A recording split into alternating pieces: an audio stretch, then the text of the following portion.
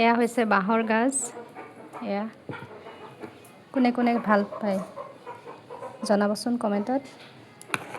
এইখিনি আচাৰ বনাই থৈছে আৰু এইখিনি টেঙা বনাই থৈছে। এয়া বাঁহৰ গাজ খাই কোনে কোনে ভাল পায় ক'ব। আৰু এটা বস্তু দেখাই আছোঁ আপোনালোকক। সেইটো কি হয় ক'ব পাৰিবনে বাৰু? কিহৰ পেকেট এইকেইটা?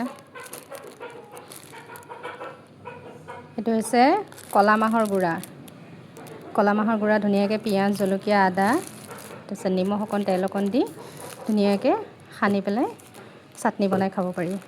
তাৰপিছত আৰু এইটো হৈছে এইটো চবতছে ধুনীয়া বস্তু। কোনে কোনে খাইছে কমেণ্টত জনাব। কি বস্তু হয় ধৰিব পাৰিছেনে? যিসকলে ভাল পায় তেওঁলোকেতো ধৰিব পাৰিছে নিশ্চয়। মই খাই বহুত ভাল পাওঁ, সেইকাৰণে আপোনালোককো দেখালোঁ।